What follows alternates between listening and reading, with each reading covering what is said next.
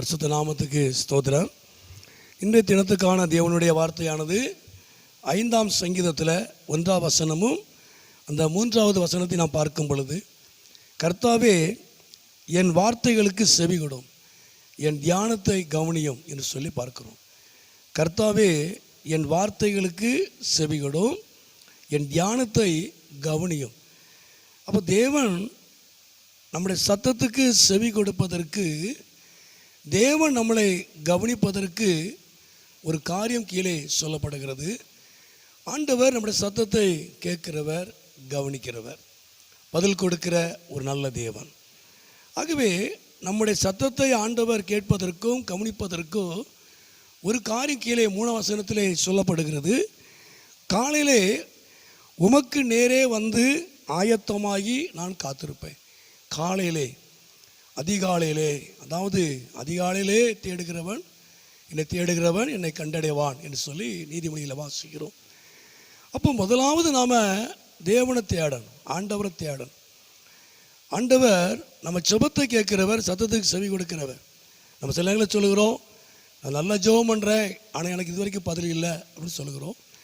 தேவன் சில நேரங்களிலே அவருடைய நோக்கத்துக்காக சில காரியங்களை தாமதிக்கலாம், இல்லைன்னு சொல்லலை. ஆனால் அதே நேரத்தில் சிலவங்க அதிகமாக ஆண்டவரை அங்கலாய்ப்பது உண்டு, வேதனைப்படுவது உண்டு. நான் எவ்வளோ ஜெபம் பண்ணுறேன், என் ஜெபம் கேட்கப்படலை, ஆண்டவர் கேட்கல அப்படிலாம் நம்ம சொல்லுவோம். ஆனால் ஆண்டவர் கேட்கல அப்படிங்கிறது சொல்கிறத விட, நாம் காலையில் ஆண்டவரை தேடுகிறோமா அப்படிங்கிறத நம்ம முதல்ல எடுத்துக்கணும்.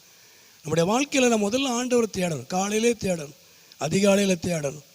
நாம் முதல்ல அவரை நாம் தேடணும், அவருக்கு நம்ம முதலிடம் கொடுக்கணும். நம்ம காலையில் எழுந்தவுடனே மற்ற எல்லா வேலையிலும் பார்க்குறோம், ஆனால் ஆண்டவரை தேடுவதில்லை. ஆனால் வேதம் சொல்லுகிறது, காலையில் நாம் அவருக்கு நேரே ஆயத்தமாகணும். நம்ம வேலைக்கு நேரே, மற்ற காரியங்களுக்கு நேரே ஆயத்தமாவதற்கு காலையில் எல்லா காரியத்தையும் செஞ்சுக்கிட்டே இருக்கிறோம், பிள்ளைகளை பள்ளிக்கூடத்துக்கு அனுப்புவதற்கு. ஆனால் முதல்ல நாம் அவருக்கு நேரே ஆயத்தமாகணும். காலையில் அவரை நம்ம தேடணும், அவருக்கு நேரே நம்ம ஆயத்தமாகி நம்ம காத்திருக்கும் பொழுது தேவன் நம்முடைய சத்தத்தை ஆண்டவர் கவனிக்கிறார். தேவன் நம்முடைய ஜெபத்துக்கு அவர் பதில் கொடுக்கிற ஒரு தேவனாக இருக்கிறார். ஆகவே இந்த நாட்களில் நம்முடைய சத்தத்தை, நம்முடைய வார்த்தைகளை, தேவன் வார்த்தைகளுக்கு செவி கொடுக்கணும், அவர் கவனிக்கணும் அப்படின்னா நம்ம காலையில் நாம் அவரை தேடணும். நாம் அவரை தேடும் பொழுது நிச்சயமாக அவரை கண்டடைய முடியும்.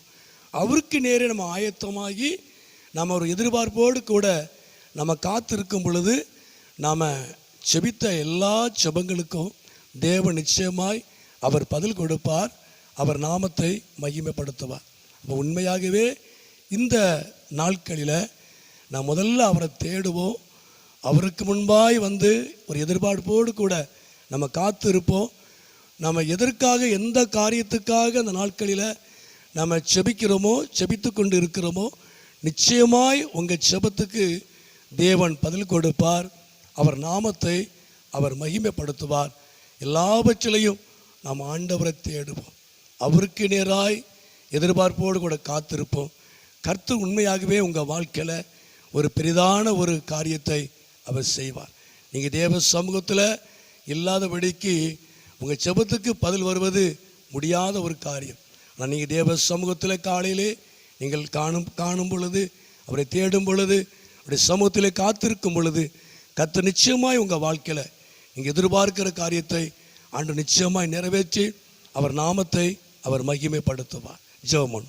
எங்கள் அதிகமாக நேசிக்கிற நல்ல பிதாவே, அருமையான ஆண்டவரே, நல்ல இந்த நேரத்துக்காக நன்றி செலுத்துகிறோம். ஆண்டவரே, இந்த சத்தத்தை கேட்டுக்கொண்டிருக்கிற அருமையான உடைய பிள்ளைகளையும் குடும்பங்களையும் என் தேவன் ஆசீர்வதித்து உடைய நாமத்தை மகிமைப்படுத்தும்.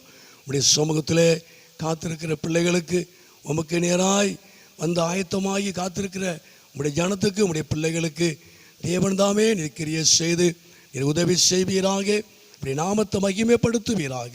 நீர் மகிமையான காரியங்கள் செய்யும். இயேசுவின் நாமத்தில் ஜெபிக்கிறோம் நல்ல பிதாவே. ஆமேன், ஆமேன்.